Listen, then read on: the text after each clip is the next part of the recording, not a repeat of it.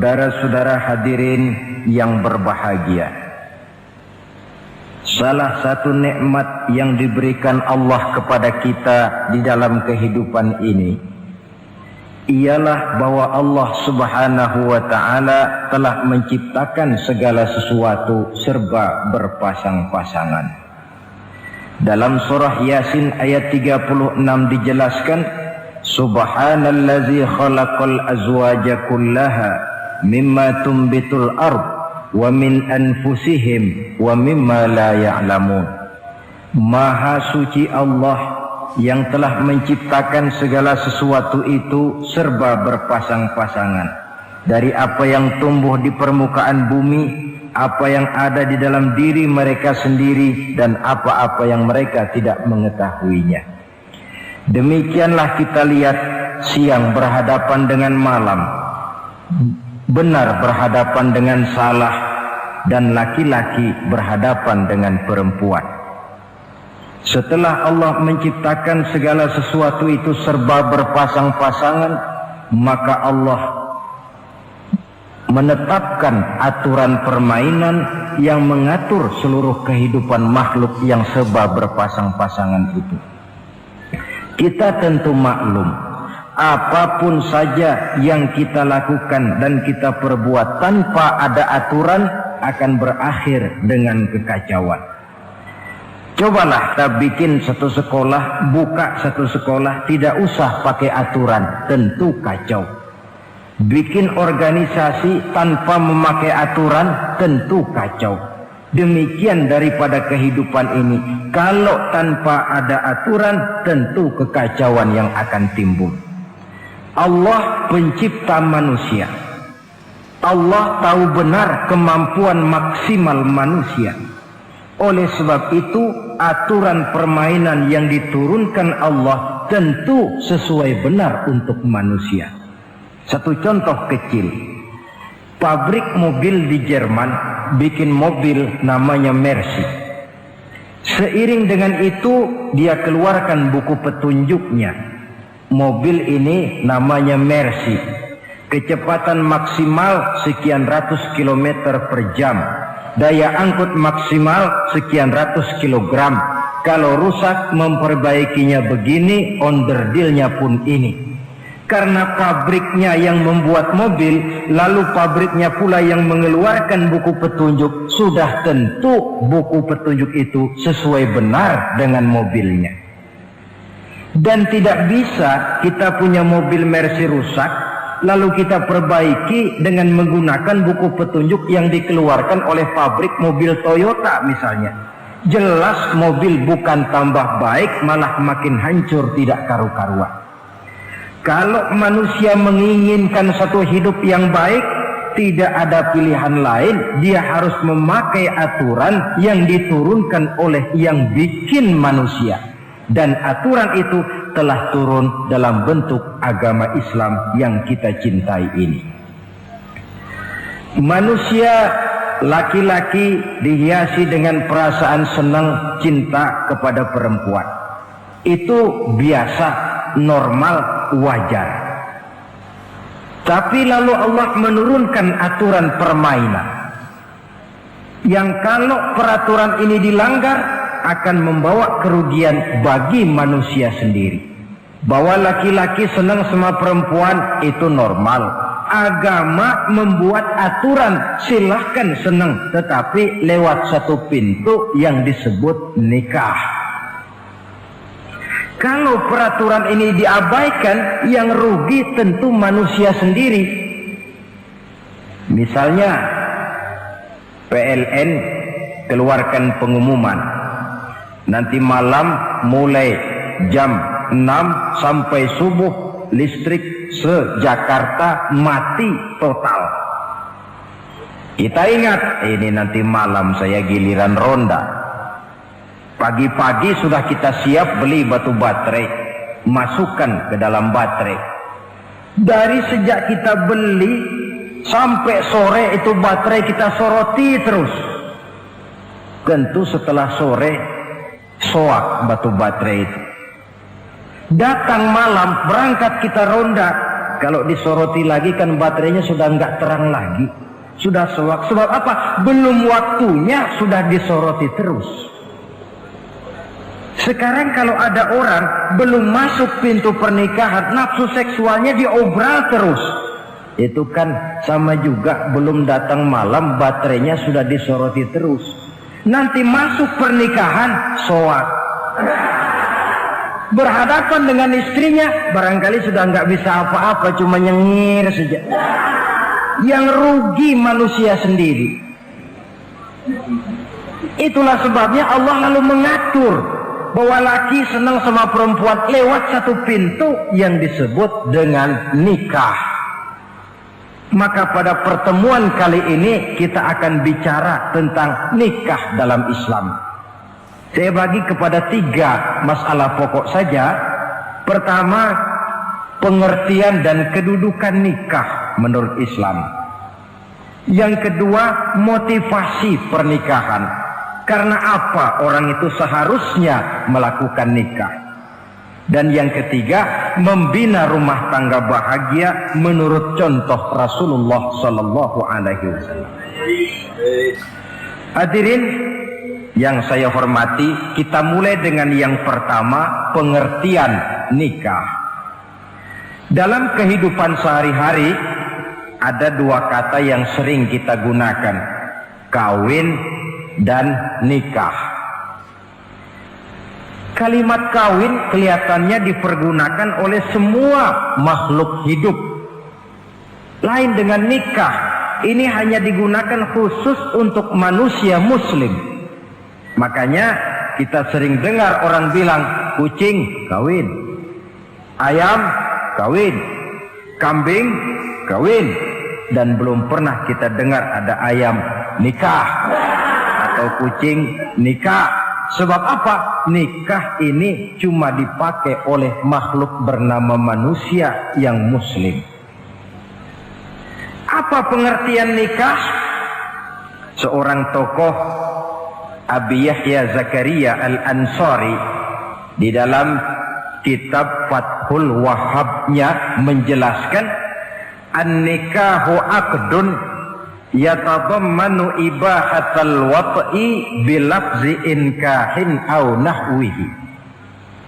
Nikah adalah akad, yaitu ijab dan qabul, yang akad ini menjamin dibolehkannya pergaulan bebas antara laki-laki dan perempuan. Jadi kalau sementara anak muda kita beranggapan bagaimana Islam ini kolot, masa laki-laki tidak boleh bergaul dengan perempuan, itu anggapan salah. Islam bukan saja tidak melarang, malah menganjurkan laki-laki bergaul dengan perempuan sebebas-bebasnya, sepanjang pergaulan itu bisa dipertanggungjawabkan, baik menurut hukum negara, lebih-lebih menurut hukum agama. Coba orang kalau sudah akad, sudah ijab qabul, ada saksi, ada wali, selesai itu dia masuk ke dalam kamar berdua, bergaul di situ sebebas-bebasnya, itu saya kira 100% halal.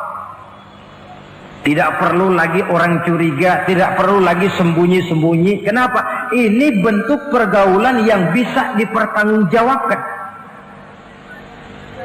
Kalau tidak, dengan dalih new morality, kebudayaan modern, lalu melakukan yang disebut free love, free sex, common living, hidup bersama tanpa nikah alias kumpul kebo.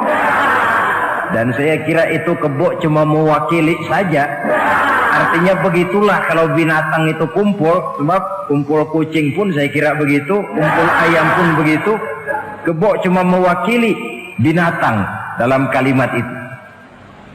Tengoklah berapa banyak sudah bayi-bayi yang lahir ke dunia ini tanpa tahu kemana dia harus memanggil bapak. Berapa banyak gadis-gadis bergelimpangan jadi korban dari orang-orang yang tidak bertanggung jawab.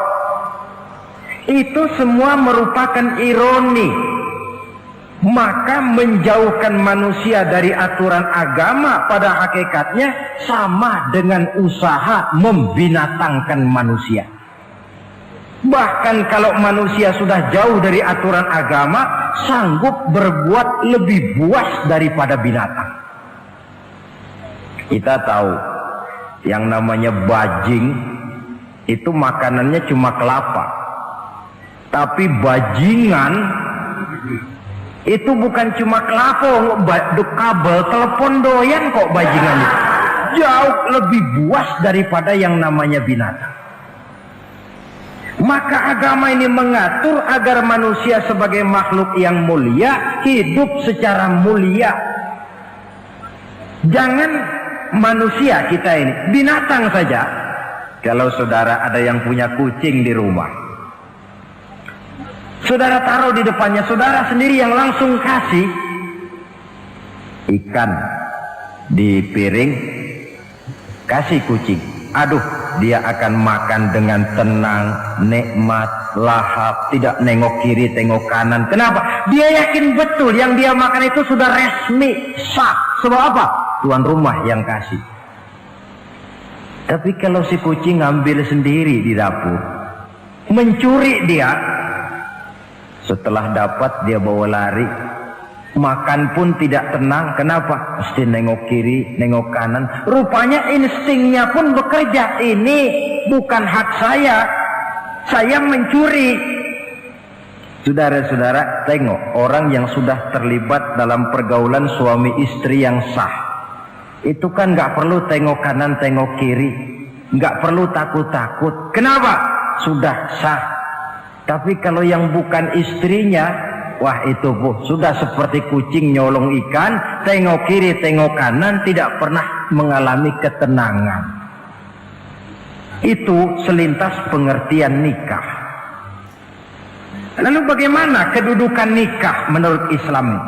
Ternyata nikah dalam pandangan Islam tidak cuma sekedar untuk memenuhi kebutuhan biologis manusia. Tidak cuma sekedar untuk memperkembangbiakkan keturunan, tidak cuma sekedar untuk mendapat ketenangan hidup. Lebih tinggi daripada sekedar itu, nikah dalam pandangan Islam ibadah. Jadi kalau kita ditanya, Pak, ibadah apa yang paling enak dalam Islam? Jawabannya jelas, nikah. Begitu enaknya ibadah yang namanya nikah ini, sampai yang sudah pernah pun pengen ulangan. Namanya ibadah. Tetapi tentu ada konsekuensi. Oleh karena nikah ibadah, dan semua ibadah dalam Islam tidak boleh dikerjakan setengah hati atau main-main. Sholat ibadah, tidak boleh main-main atau setengah hati atau coba-coba. Puasa ibadah, tidak boleh main-main, setengah hati atau coba-coba. Dan oleh karena nikah pun ibadah, punya nilai sakral, juga tidak boleh main-main, setengah hati atau coba-coba. Dus nikah eksperimen tidak dikenal dalam Islam. Mas, saya dengar sampean sudah nikah ya? Iya mas, saya cuma nyoba saja kok ini kok. Kalau enak terus, enggak ya bubar. Ini tidak ada nikah eksperimen, sebab dia punya nilai sakral yang bermotifkan ibadah. Itu pengertian dan kedudukan nikah. Lalu apa motivasi suatu pernikahan? Karena apa seharusnya orang nikah itu? Apa landasannya? Saudara, hadis yang diriwayatkan oleh Imam Bukhari, Muslim, Abu Dawud dan Ibnu Majah dari Abi Hurairah menjelaskan, Nabi bersabda, tunkahul mar'atu li arba'in. Nikahilah perempuan karena 4 perkara. Kalau dia perempuan tentu nikahilah laki-laki karena 4 perkara. Memilih jodoh, nah inilah lengkapnya konsepsi Islam. Memilih jodoh saja Islam itu memberikan petunjuk kok. Karena apa orang memilih jodoh itu? Kata Rasul yang karena 4 faktor. Pertama, lima liha, karena dia orang kaya, cari yang kaya. Yang kedua, lihasabiha, karena dia keturunan orang baik-baik, cari keturunan orang baik-baik. Yang ketiga, lijamaliha, karena dia cantik, cari yang cantik. Dan yang keempat, lidiniha, karena dia orang taat beragama, cari orang yang taat beragama. Kalau berkumpul keempat-empatnya, rasanya surga dunia sudah. Coba lihat, suami mana sih yang tidak bangga punya istri cantik, kaya, keturunan orang baik-baik, lalu taat beragama? Atau istri mana sih yang tidak bangga punya suami ganteng, kaya, keturunan orang baik-baik, dan taat pula beragama? Tapi kan terus terang, yang kumpul keempat-empatnya kan boleh dibilang jenis makhluk langka ini. Sulit. Kadang-kadang cantik, kaya, akhlaknya kayak setan. Ada saja kurangnya. Oleh karena ada saja kurangnya, lalu Nabi memberikan stressing, penekanan. Fazfar bizatiddin taribat iyadat. Pilih orang yang taat melaksanakan agama, niscaya hidupmu akan berkah. Jadi motivasi suatu pernikahan hendaknya agama. Apa rahasianya? Mari kita lihat. Kalau orang memilih pasangan karena rupa yang cantik semata-mata, silakan, tapi jangan jadi motivasi utama. Kalau rupa yang cantik jadi alasan utama, saya yakin rumah tangga tidak akan tahan lama. Sebab apa? Pertama, yang namanya cantik itu relatif. Artinya bergantung siapa yang memandang. Yang menurut saudara cantik, menurut saya belum tentu cantik. Yang kata saya cantik, menurut saudara barangkali itu yang jelek. Relatif. Saya kalau ditanya orang, Ustadz, siapa perempuan paling cantik di dunia ini? Tentu saja saya jawab istri saya. Apa saudara lalu protes? Salah Ustadz, yang cantik istri saya, bukan istri Ustadz. Saya bilang, masa bodoh saya nggak ngurusi istri sampean. Cantik itu relatif. Sehingga di kalangan para ahli cinta, ahli cinta, sampai sekarang masih jadi perdebatan. Sebenarnya cantik yang bikin orang jatuh cinta, apa cinta yang membuat orang jadi kelihatan cantik? Dua-duanya bisa terjadi. Mungkin karena cantik orang jatuh cinta, dan bisa juga karena sudah kadung cinta orang kelihatannya jadi cantik. Tapi yang jelas cantik relatif. Yang relatif tidak bisa dijadikan sandaran utama. Yang kedua, yang namanya cantik itu temporer, artinya berubah oleh pergeseran masa dan pertukaran waktu. Sekarang dia cantik, of course, sedang sweet 17-an, sedang honeymoon, sedang bulan madu, sedang pengantin baru, tentu saja cantik. Punya dia anak satu, kecantikan mulai menurun. Punya dia anak dua, kulit mulai keriput. Punya dia anak tiga, apalagi tak pandai bersolek, sudahlah onderdir mulai pada copot. Kalau rumah tangga didasarkan kepada rupa yang cantik saja, selesailah rumah tangga sampai di situ. Yang ketiga, di atas langit, rupanya masih ada langit lagi. Di atas yang kita anggap cantik, rupanya masih ada yang lebih cantik. Kalau cantik yang kita kejar, kita akan jadi petualang yang pindah dari perempuan satu ke perempuan yang lain. Cinta bajak laut namanya. Di mana kapal berlabuh, di sana cinta mendarat. Saudara hadirin yang saya hormati, padahal sate dengan singkong itu kan bedanya cuma di tenggorokan. Kalau sudah masuk ke dalam perut, kenyangnya barangkali sama. Malah barangkali besok pagi kalau keluar lebih tidak enak baunya sate itu daripada singkong. Makanya orang kalau sudah nikah oleh Nabi dipesan, apabila kamu di jalan melihat perempuan yang membuat kamu kagum, cepat-cepatlah pulang ke rumah. Sebab apa? Sebab yang perempuan cantik di jalan kau lihat itu punya, istrimu juga di rumah punya. Gak percaya cobalah pulang, akurin, sama itu. Silahkan cari yang cantik, tapi jangan dijadikan motivasi utama. Yang kedua, kalau perkawinan, pernikahan cuma karena harta, silahkan cari yang kaya. Tapi kan harta itu, kata Imamul Ghazali, al-mal zillun zail. Harta bagaikan bayangan. Sore di sebelah barat, tengah hari di tengah, sore pindah ke sebelah timur. Hari ini dia kaya, besok dia bangkrut. Roda itu berputar. Kalau harta dijadikan pilihan utama, boleh jadi dalam hidup berumah tangga ada pepatah, ada uang abang disayang, tidak ada uang abang melayang. Artinya pun rumah tangga tidak akan tahan lama.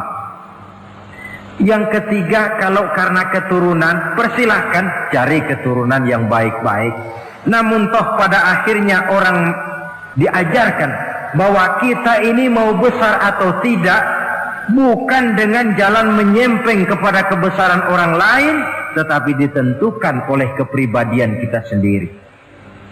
Sekarang kalau karena agama, Nabi berikan penekanan fazfar bidzatid din taribat yadak. Pilih orang yang taat beragama, niscaya hidupmu akan beruntung.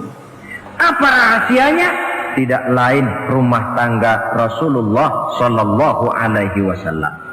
Yang ini artinya kita sudah masuk kepada bagian ketiga, bagaimana membina rumah tangga bahagia menurut contoh baginda Nabi. Saudara, bagaimana sih rumah tangga Rasul itu? Kelihatan dari dua ucapannya, pendek, singkat, tapi punya pengertian filosofis yang mendalam. Dua kalimat saja beliau bilang tentang rumah tangganya, yaitu baiti jannati, rumah tanggaku laksana surga bagiku. Bayangkan, kalau seorang suami sudah mampu berkata macam begitu, bahagia hidupnya. Ini barangkali tantangan buat kita semua. Mampukah kita di rumah tangga berkata semacam perkataan beliau tadi?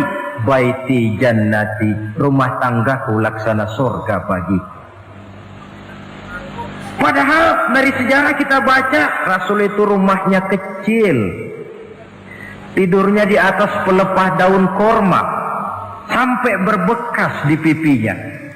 Sarapan paginya seteguk zam-zam, sepotong roti, kadang-kadang 3 butir korma. Tempat tidurnya bukan alga spring bed atau Dunlop pillow macam kita punya.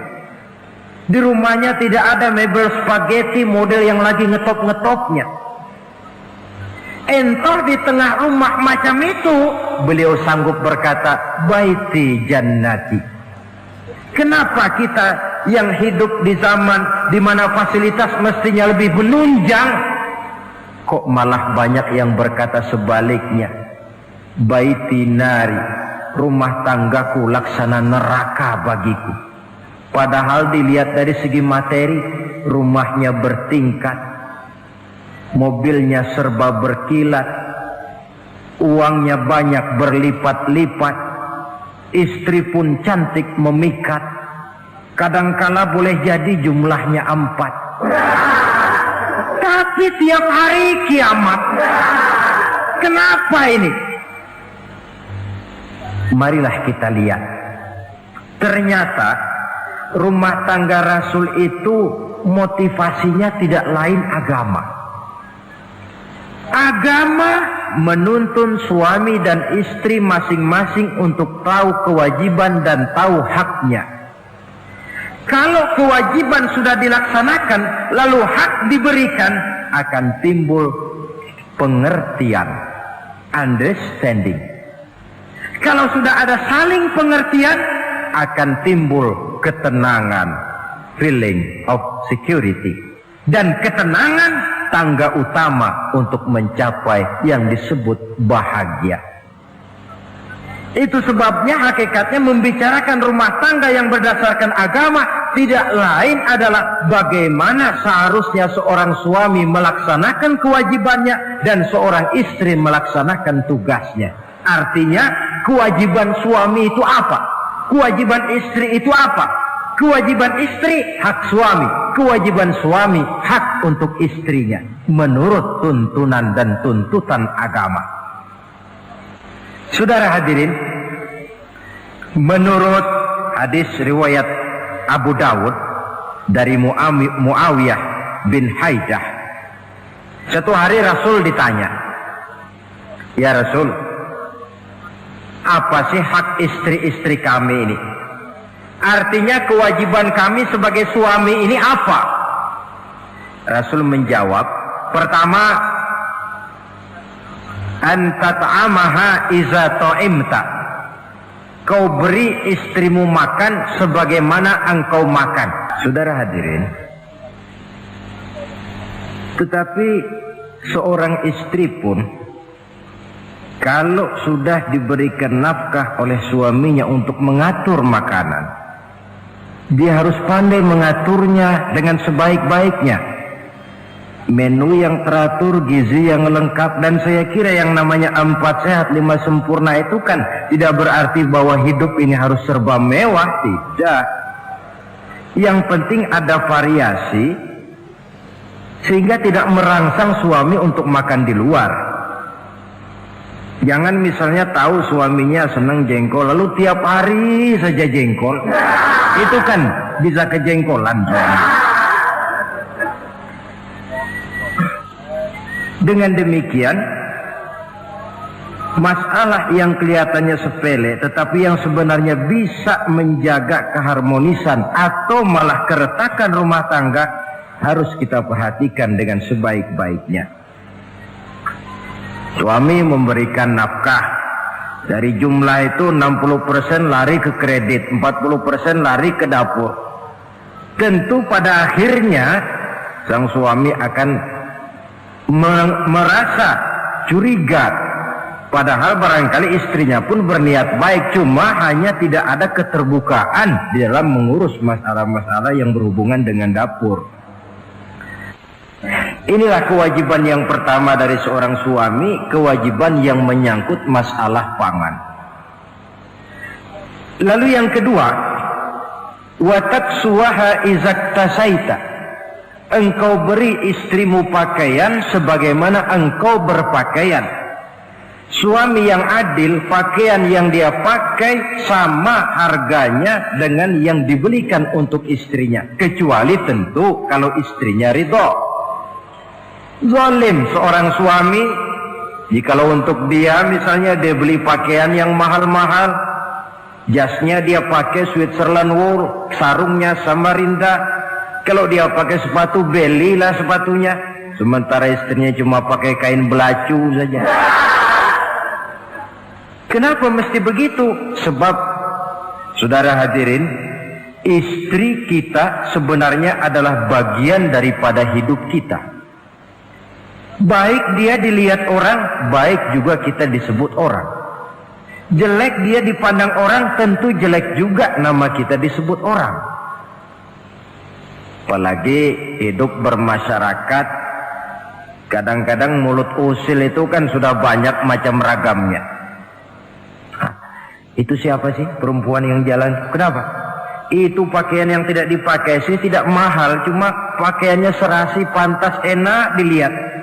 Oh, terang saja dia kan istrinya si Miun. Nah, Miun yang sedang tidur barangkali tidak tahu apa-apa mendapat sebutan baik. Cobalah kalau istri kita semaunya saja, orang akan bilang, ah itu perempuan, kenapa saya gerah melihatnya, mau ke pasar cuma pakai kutang saja. Tentu suami pun akan mendapat sebutan yang tidak baik. Cuma sang istri kalau sudah dibelikan pakaian oleh suami, termasuk alat-alat kecantikan di dalamnya, pakaian itu tentu dipakai niat pertama adalah untuk menyenangkan hati suami. Seorang istri yang memakai bedak untuk menyenangkan suami, misalnya tiap polesan bedak ada pahalanya. Dia pakai lipstik untuk menyenangkan hati suaminya, tiap goresan lipstik ada pahalanya, bernilai ibadah. Ini kewajiban yang kedua. Yang ketiga, wala tadribil wajha. Kalau marah jangan memukul muka. Maksudnya apa ini? Kewajiban memberikan perlindungan, sehingga si istri merasa ada tempat dia mengadu, ada tempat dia melarikan persoalan, ada tempat dia bergantung. Kalau marah jangan memukul muka, dan memukul itu pun upaya terakhir. Kalau tidak bisa dengan kata yang lemah lembut, agak sedikit keras katanya. Kalau dengan kata yang keras tidak juga bisa pisah tempat tidur. Kalau memang tidak bisa juga dengan pukulan yang tujuannya bukan untuk menyakiti, tetapi untuk mendidik. Allah tadribal wajha. Kalau marah jangan memukul muka, dan memukul pun bukan jalan pertama, tapi upaya terakhir dengan tujuan bukan untuk menyakiti, tapi untuk mendidik sang istri. Kewajiban untuk memberikan perlindungan. Yang keempat, wala tuqabbih. Jangan memburuk-burukan istrinya. Kewajiban menjaga nama baik. Sebab apa? Dalam satu bahasa yang indah, Al-Quran menjelaskan bahwa suami istri itu laksana pakaian. Hunna libasul lakum wa antum libasun lahunna. Istri pakaian untuk suami, suami pakaian untuk istri. Lihatlah alangkah indah gaya bahasa Al-Quran ini. Diibaratkannya suami istri seperti pakaian. Apa fungsi pakaian? Pertama, pakaian itu kan jadi kebanggaan. Saya bangga memakai baju seperti ini, saudara bangga memakai baju yang saudara pakai. Artinya seorang suami harus berusaha menjadi suami kebanggaan istri, dan seorang istri pun harus berusaha menjadi istri yang dibanggakan oleh suaminya. Jangan yang malah kemudian disesali. Itu kan kalau sudah marah orang kadang-kadang ucapannya nggak terkontrol. Istri marah sama suami, bang, nyesel gue punya laki sama dia. Sudah hilang lagi kebanggaan. Kalau kebanggaan hilang, wibawa pun hilang. Kalau wibawa sudah hilang, maka rumah tangga sudah sulit untuk dipertahankan. Yang kedua, yang namanya pakaian itu kan menutup aurat. Itu tujuan pakaian yang terpenting. Artinya di sini, kalau seorang istri mempunyai kekurangan, suamilah yang menutupi. Kalau seorang suami mempunyai kekurangan, istri juga harus berusaha menutupi. Jangan kekurangan suami diceritakan di pasar umum, atau kekurangan istri dibuka di mana-mana. Itu namanya suami istri tidak berfungsi sebagai pakaian, malah justru saling membuka aurat masing-masing. Iyalah kadang-kadang penyakit ini. Kadang-kadang yang namanya perempuan dari rumah itu berangkat ngaji katanya. Sampai di pengajian apa? Suaminya diakur-akurin. Bayu bagaimana suami? Wah, suami saya payah. Dipayahkannya suaminya di mana-mana. Atau aib dan kekurangan istri diceritakan di mana-mana. Orang bertanya, gimana mas istrinya? Oh, nggak maju. Loh, kenapa istrimu kan cantik? Iya, soal cantik sih iya, tapi tidurnya kok ngiler ini. Nah, ini kan nggak perlu yang macam begini ini. Tidak bisa menjaga apa yang disebut security informasi. Fungsi pakaian sebagai suami istri tidak berjalan di dalamnya.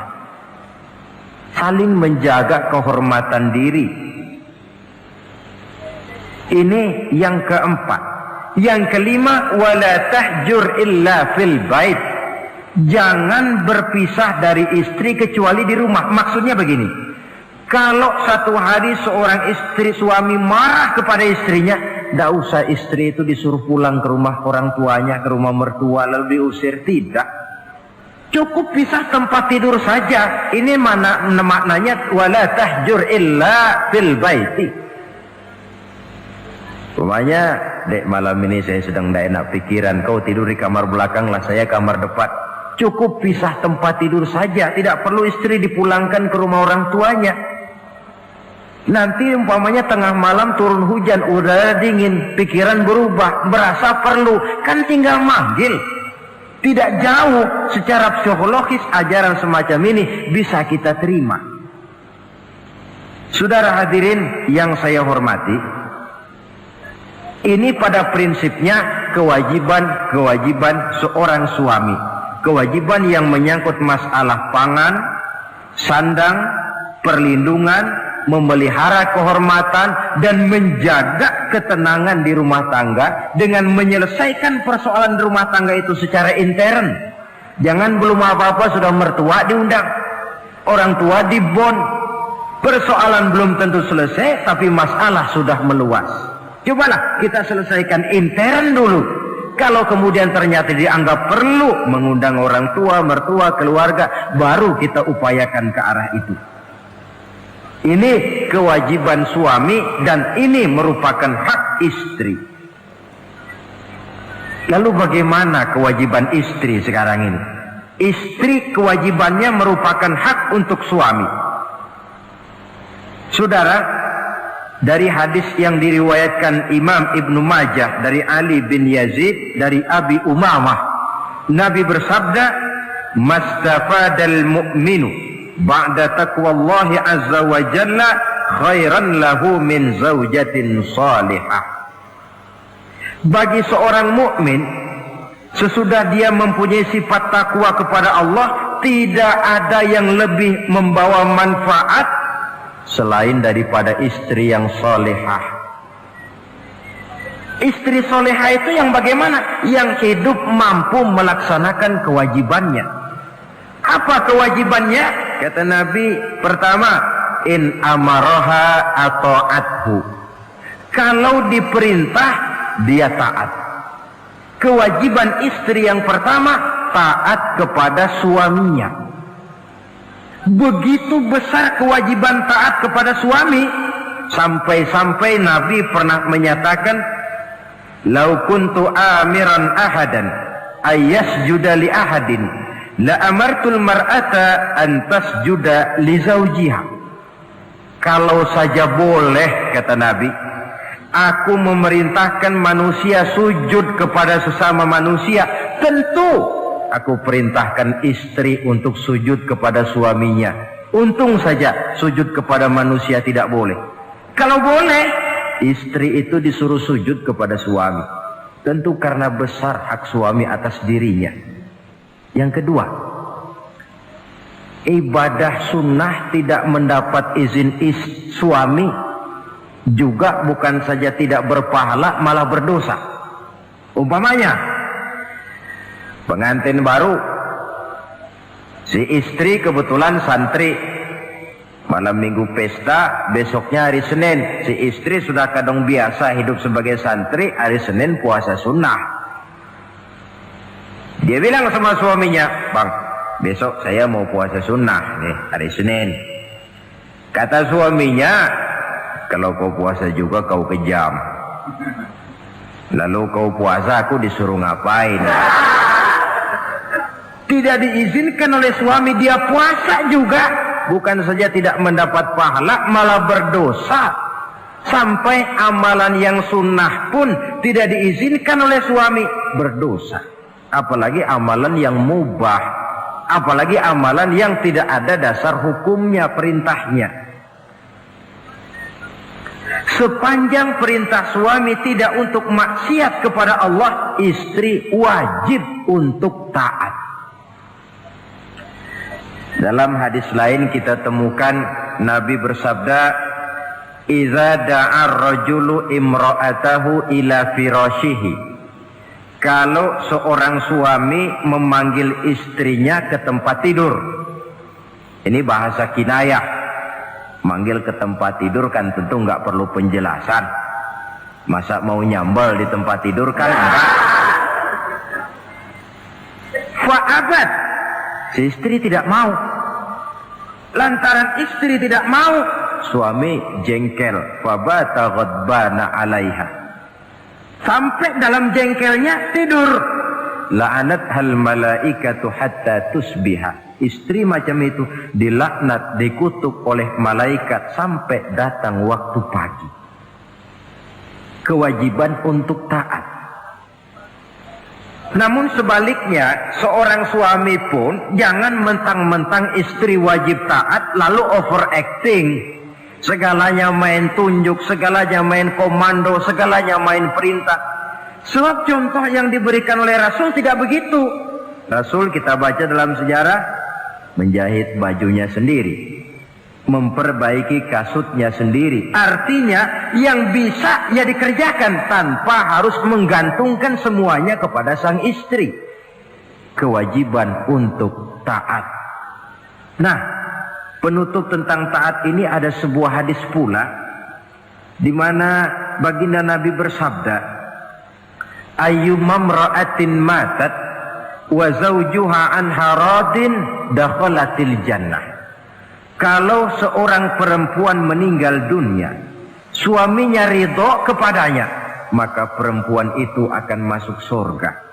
Artinya, kalau seorang istri meninggal, ya dia tukang ngaji, ya tukang sholat, ya suka puasa, ya gemar sedekah, tapi meninggal suaminya tidak ridho, pintu surga belum dibukakan sampai suaminya ridho kepadanya. Ini menggambarkan tentang besarnya kewajiban taat seorang istri kepada suaminya. Ini kewajiban pertama. Lalu kewajiban yang kedua, kata Nabi, wa in nazara ilaiha sarrathu. Kalau dipandang oleh suaminya, dia pandai menggembirakan, menyenangkan hati suaminya. Menjadi istri yang pandai menyenangkan hati suami. Siapa contohnya? Kita lihat misalnya istri Nabi, diantaranya Sayyidatuna Khadijah radhiyallahu anha. Ketika Nabi pertama kali menerima wahyu berhadapan dengan malaikat Jibril, beliau kembali ke rumah dengan tubuh gemetar. Setibanya di rumah beliau berkata, "Zammiluni ya Khadijah." Khadijah, selimuti saya. Kenapa bang? Barusan datang malaikat Jibril, dia katakan begini-begini, saya khawatir Khadijah. Khadijah tahu suaminya sedang gelisah. Sebagai istri yang bijak beliau tampil, apa katanya? Kalla ma yukhzikallahu abada. Tidak apa-apa bang, jangan khawatir, Allah tidak akan menyusahkan abang buat selamanya. Ini istri yang pandai menyenangkan hati suami. Suami pulang dagang dari pasar, rugi. Istri tampil. Itulah bang, romantikanya dagang.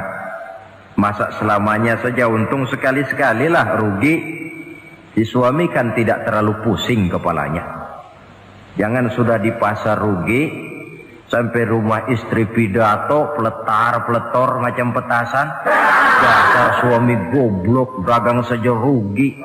Sudahlah di pasar rugi, sampai ke rumah digoblok-goblokin.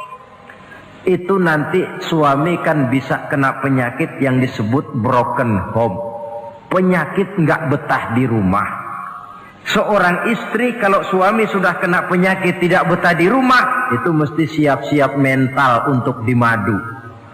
Nah, jadi kalau tidak dimadu bagaimana? Berusaha bikin betah suami di rumah. Suami pulang kantor jam 2, setengah 2 dandan, kalau perlu setel habis.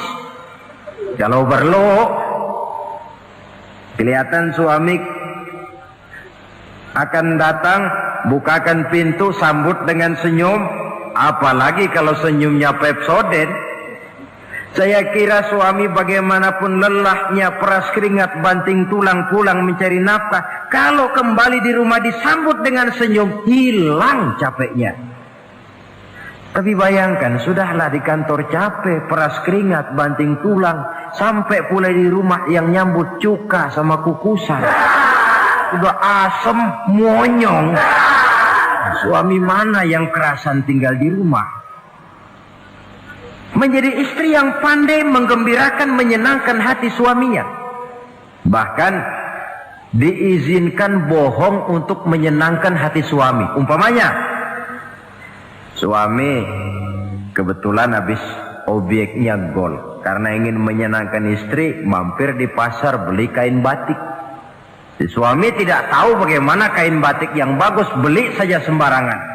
Sudah kainnya kasar, warnanya norak, harganya yang mestinya murah jadi mahal, dibawa pakaian itu pulang. Istri lihat dan tahu kalau ini batik jelek, norak, kasar, harganya pun murah. Tapi dia ingin menyenangkan hati suaminya. Suaminya tanya, bagaimana dek kain batik ini? Waduh bang, bagus betul kain ini. Pinter bener abang milih warna ini. Emang yang kayak begini ini bang, coba lihat tetangga kita mana ada yang pakai kain kayak begini. Ya memang gak ada, jelek. Suami senang tentu. Lalu kain itu oleh istrinya, ngaji dipakai, keundangan dipakai, tidur dipakai, masak dipakai, nyuci pun dipakai. Suami makin bangga, wah kain yang saya beliin dipakai terus ini. Lain pula istrinya, dalam hati dia berpikir, biarin deh gue pakai terus biar cepat hancur, nggak ada urusan.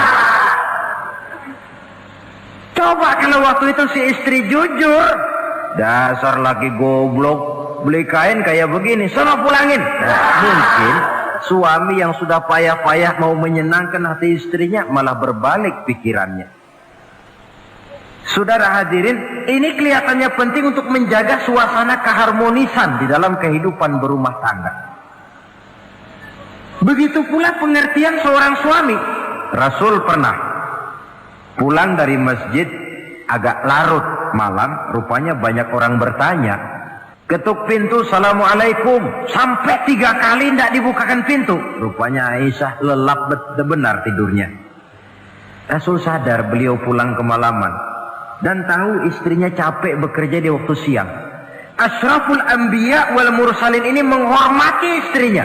Salam 3 kali tak dibukakan pintu, bukan marah, malah gelar sorban di depan pintu. Di situ beliau tidur. Tengah malam Aisyah mau sholat, buka pintu, terkejut lihat suaminya tidur di depan pintu. Dibangunkan, begitu dibangunkan Rasul lebih dahulu berkata, Aisyah, maafkan saya pulang terlambat memang sebab banyak yang bertanya di masjid. Sudahlah tidur di depan pintu, begitu dibukakan beliau dulu yang minta maaf. Sulit jadi suami semacam ini. Yang enak kalau sudah nggak dibukain pintu, istri kepulesan, lalu sekali buka pintu kan yang enak kita tunjuk jidatnya, lo tidur kayak kebo ya. Saudara hadirin, menjadi istri yang pandai menyenangkan hati suaminya. Sebab tidak ada seorang suami bisa sukses baik di medan tugas, di masyarakat, di kantor, di toko, di tempat manapun kalau tidak ditunjang oleh peran serta dari para istrinya. Karena itulah perempuan walaupun peranannya tidak begitu kelihatan, sebenarnya sangat menentukan.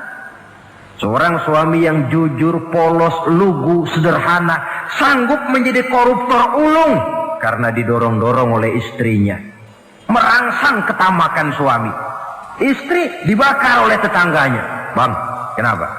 Kau kan di kantor kepala bagian. Lalu, tangga kita pegawai kecil saja bang, tapi coba lihat istrinya kalau pakai gelang kayak pelek beca bang. Gelangnya. Kau kepala bagian gak bisa beliin saya macam gitu, kepala bagian goblok.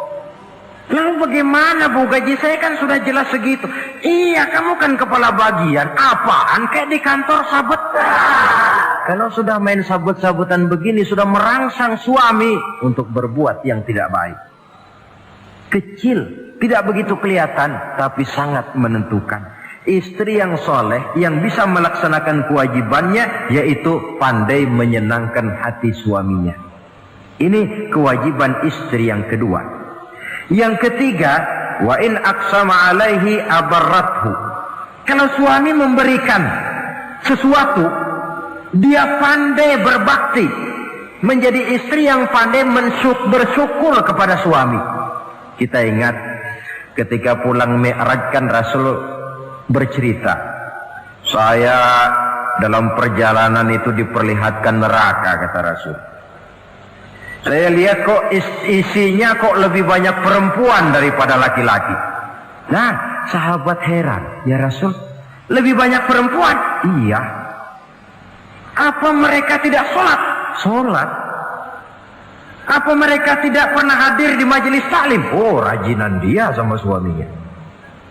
Ada apa? Tidak pernah baca Quran? Rajin. Lalu kenapa kok isinya kebagian besar perempuan?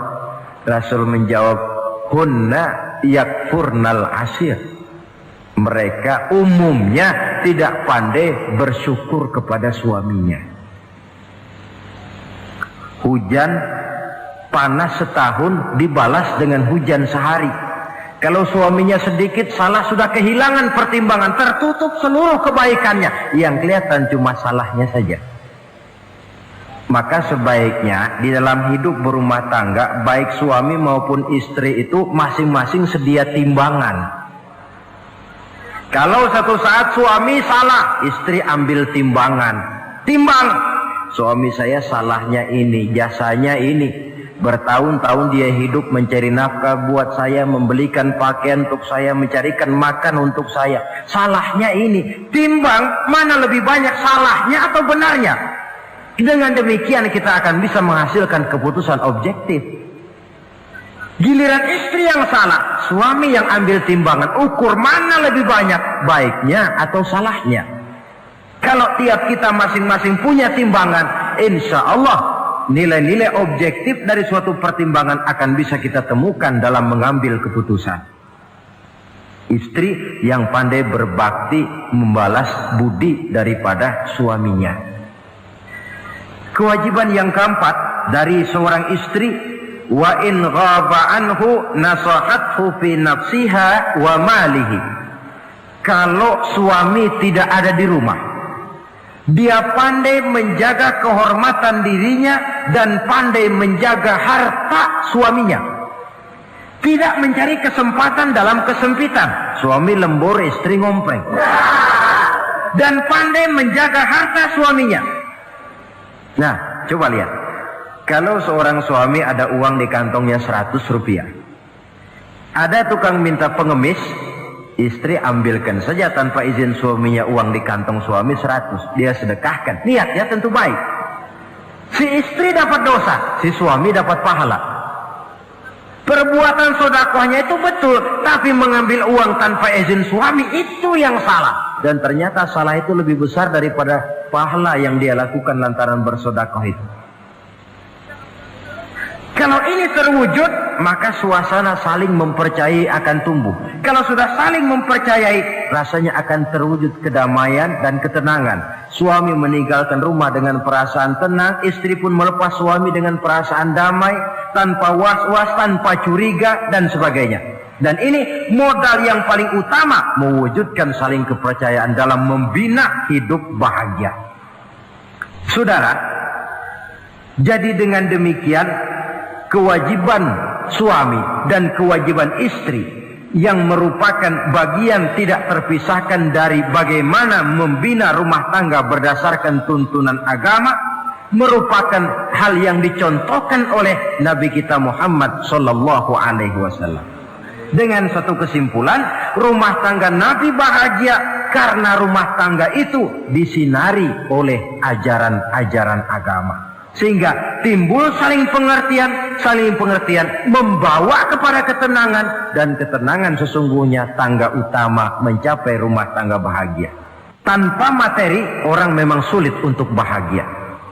Tapi materi semata-mata bukan merupakan jaminan bahwa orang akan hidup bahagia. Banyak isak tangis berbunyi di rumah-rumah mewah, dan banyak sendak gurau, tawa dan canda, tawa lerai di rumah-rumah sederhana.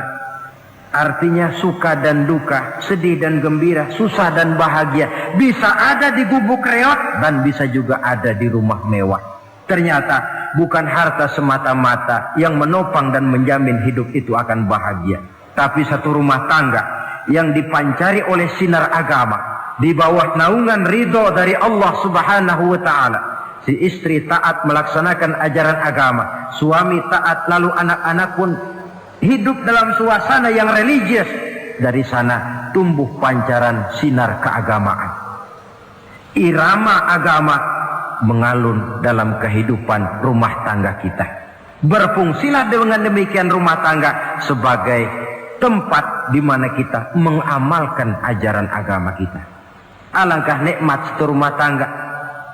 Istri ahli ibadah, suami pun ahli ibadah, anak-anak pun terbiasa oleh lingkungan untuk hidup melaksanakan suatu ibadah. Dan keberhasilan di rumah tangga awal untuk menuju keberhasilan di masyarakat, di tempat tugas, dan di tempat-tempat lainnya. Sebaliknya, kehancuran rumah tangga akan selalu menjadi awal kehancuran karir di masyarakat, di tempat kerja, dan di tempat-tempat lainnya. Oleh karena itu, berangkat dari hal semacam inilah, maka kita berkeyakinan rumah tangga yang bahagia ialah rumah tangga yang didasarkan kepada ajaran agama. Sehingga tercapailah kebahagiaan hidup di dunia yang langsung menopang kepada kebahagiaan hidup di akhirat.